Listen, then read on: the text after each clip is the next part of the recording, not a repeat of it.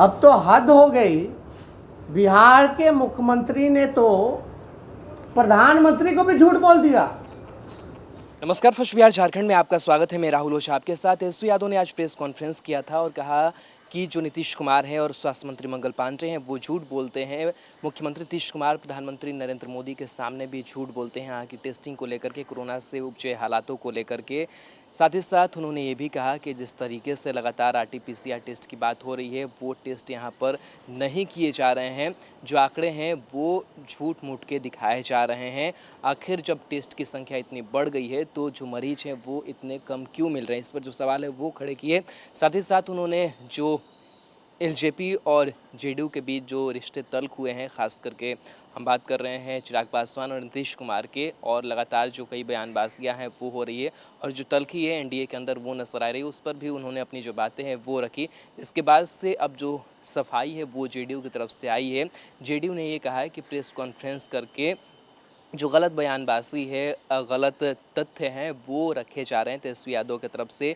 JDU के प्रवक्ता है राजीव रंजन, उन्होंने साथ ही ये भी कहा कि चिराग पासवान से जो रिश्ते हैं वो हमारे ठीक है और हमने 2019 के चुनाव में हमने अच्छा किया और इस बार और बेहतर हम करने जा रहे हैं, ये चिराग पासवान खुद भी समझते हैं। साथ ही साथ उन्होंने कहा कि जो भी आरोप तेजस्वी यादव लगा रहे हैं उस आरोपों में कोई जो आधार है वो नहीं है, क्योंकि खुद हम लोग लगातार आगे बढ़ रहे हैं कि कोरोना संक्रमण के बीच किस तरीके से लोगों तक मदद पहुंचाया जाए और लगातार केंद्र से भी इसकी जो मदद है वो मिल रही है। हालांकि केंद्र सरकार की तरफ से 800 करोड़ से ज़्यादा 22 राज्यों को पैसे भी दिए गए हैं, उसमें बिहार का नाम शामिल नहीं है।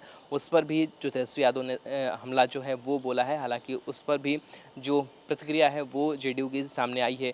JDU के प्रवक्ता राजीव रंजन ने तेजस्वी यादव के आरोपों पर क्या कुछ कहा है, ये सुनिए। तेजस्वी यादव की ये पहचान बनती जा रही है कि वो झूठे, अनावश्यक और बेबुनियाद सवालों के जरिए लोगों को गुमराह करने की कोशिश करते हैं।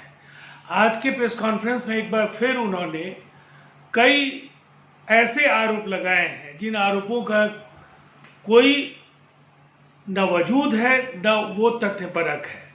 और कोरोना को लेकर के, तैयारियों को लेकर के भी उन्होंने सवाल खड़े किए। आज 1 लाख टेस्ट प्रतिदिन कराए जाने के लक्ष्य की ओर बिहार बढ़ रहा है और जिस तरह से जांच में तेजी आई है उसकी सराहना करने के बजाय जो आधारभूत संरचना तैयार हुई है उसको बेहतर बताए जाने के बजाय वो लगातार अनावश्यक सवालों के जरिए अपनी कुंठा और हताशा जाहिर कर रहे हैं। और बिहार की जनता उनके चेहरे से वाकिफ है, उनके झूठ और उनके अफवाहों के जो तरीके हैं उनको भी जनता ने पहचान लिया है। और इसीलिए इस तरह के प्रेस कॉन्फ्रेंस के जरिए ऊर्जा का व्यय करना अगर वो चाहते हैं तो ये उनकी मर्जी, लेकिन इसका कोई फायदा न उनको मिलने वाला है न उनकी पार्टी को मिलेगा।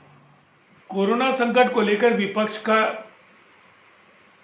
दिवालिया नजरिया जनता को भी नहीं पच रहा है, इसलिए कि लगातार टेस्टिंग बढ़े हैं और मुख्यमंत्री जी ने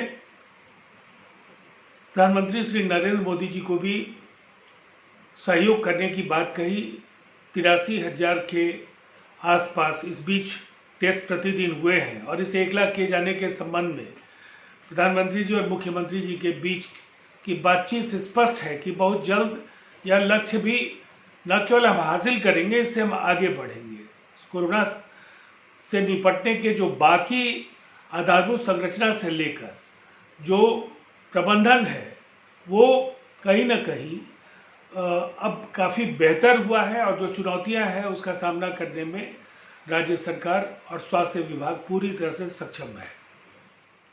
बंगला घाट को लेकर के तेजस्वी यादव एक बार फिर लोगों को गुमराह करने की कोशिश में जुट गए हैं, जबकि सच ये है कि पिछली बार भी बांध प्रकरण को लेकर उनकी किरकिरी हो चुकी है और इस बार भी दरअसल बांध या जो छोटे छोटे पुल हैं उनको कोई क्षति नहीं पहुंची है। अत्यधिक वर्षा का दबाव और नेपाल और बिहार के जल ग्रहण क्षेत्रों में जल जमाव और जल के तीव्र प्रवाह की वजह से बंगला घाट के मुख्य पुल से 7 किलोमीटर दूर अप्रोच रोड में दरार आई और उसको भी जैसे ही पानी का दबाव कम होगा उसको उसकी मरम्मती किए जाने का काम पूरा हो जाएगा।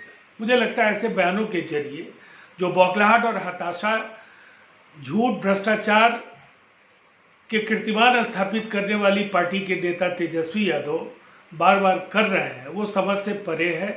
उनके पिता और माताजी के कार्यकाल में बिहार में जो घोटालों का जो इतिहास रहा है वो जनता नहीं भूली है। इसलिए हर सवाल पर कोलाहल और शोरगुल पैदा करने से नीतीश कुमार जी की सरकार की निष्पक्षता, पारदर्शिता और ईमानदारी पर वो सवाल नहीं खड़े कर पाएंगे। लोजपा के राष्ट्रीय अध्यक्ष चिराग पासवान एनडीए के एक घटक दल के राष्ट्रीय अध्यक्ष हैं और एनडीए को जनता का आशीर्वाद एक बार फिर मिलने जा रहा है। जन भावनाओं का सम्मान निसंदेह एक सामान्य कार्यकर्ता भी करता है, बड़े नेताओं से भी जनता की अपेक्षा यही होती है और जन भावनाओं का मर्म समझना राजनेताओं का परम कर्तव्य है। मुझे लगता है चिराग पासवान जी को जरूर इस बात का ध्यान रखना चाहिए कि इस गठबंधन ने 2019 में बिहार में विपक्ष का पूरी तरह सफाया कर दिया है और उससे भी बेहतर नतीजों की तरफ बिहार बढ़ता हुआ दिख रहा है।